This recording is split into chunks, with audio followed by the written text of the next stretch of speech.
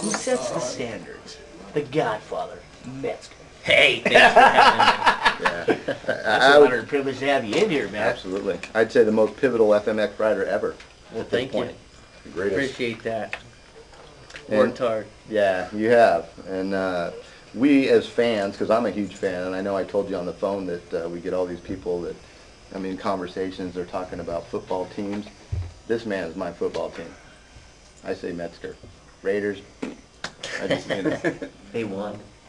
The Raiders did? Oh, you got it. Who are the Raiders? The Raiders? Football team? What's that? Oh, football? Yeah. Oh, I thought it was like hockey or something. Yeah, no. Yeah. So, Mike, you know, it's a pleasure. It's an honor, obviously. Thanks for coming in, man. Yeah, thanks for having me. You know, I think, a big thanks to the guys over at Day Zero, especially Sterling, for setting everything up. Absolutely. We're getting ready for the show next weekend out at Acatilla, so it's going to be pretty big. Yeah, I hope so. And you got some bands. You're kind of doing this whole merge of music and FMX, and it's going to be sick. And we'll talk more about that a little bit later.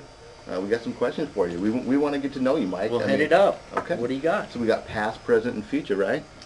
Pretty much. Well, first of all, what were you like as a kid? I know we got Mike Young in here from Big Gun Exhaust, who happens to know Mike real well, apparently, and knew you as a little tyke.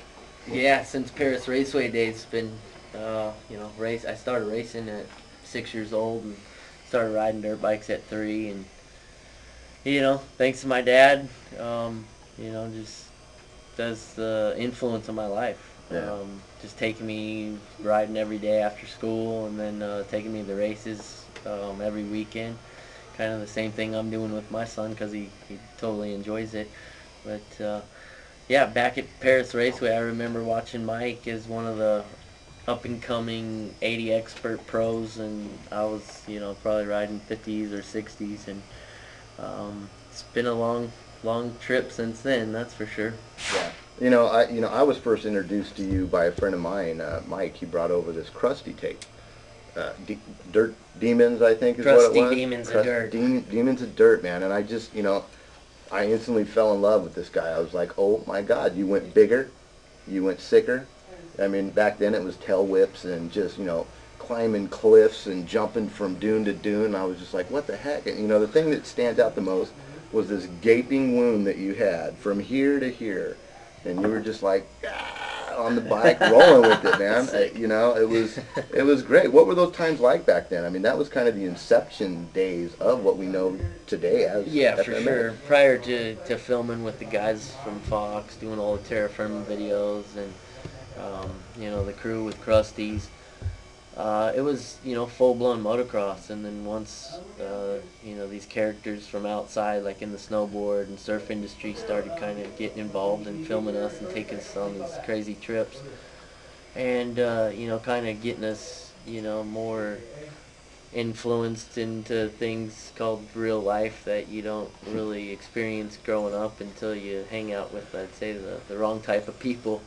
You know? I've heard about your parties, Mike. Legendary, buddy. Yeah, so, you know, that's kind of where, you know, started learning about real life things, and getting to go do, you know, just ridiculous riding trips and hitting huge kickers that I necessarily never thought even existed. You know, I can remember my first trip going out to Glamis with Jeremy McGrath and, you know, a handful of other pros, and getting a chance to jump 200-foot sand dunes, and, you know, of course hit the ground pretty hard, split my chin wide open that trip, with several more injuries with trips to follow. But yeah, that was the conception of free riding, and which, you know, eventually evolved into freestyle, which, you know, is kind of enclosed, closed course ramp jumping, which, you know, is the IFMA 1998 Vans Triple Crown champ,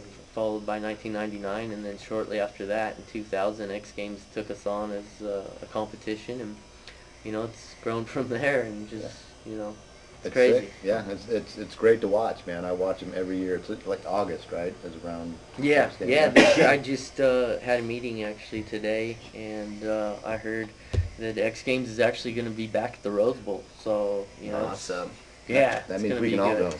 That's great. Yeah, it's going to be a lot bigger course, and I think it's going to be good for the sport because, you know, when we originally started in LA, I guess it's been probably 4 or 5 years. We started at the Rose Bowl, and then we ended up the following year going over to the Home Depot Center, which is quite a bit smaller.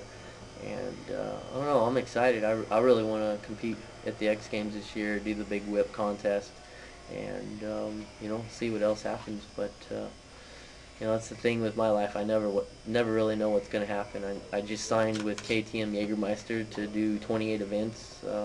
You know, freestyle jumping for the halftime shows at the AMA Supercross and Outdoor Nationals, which should be a lot of fun. And you know, anything in between that I can get my hands on and be a part of, that's pretty much the plan.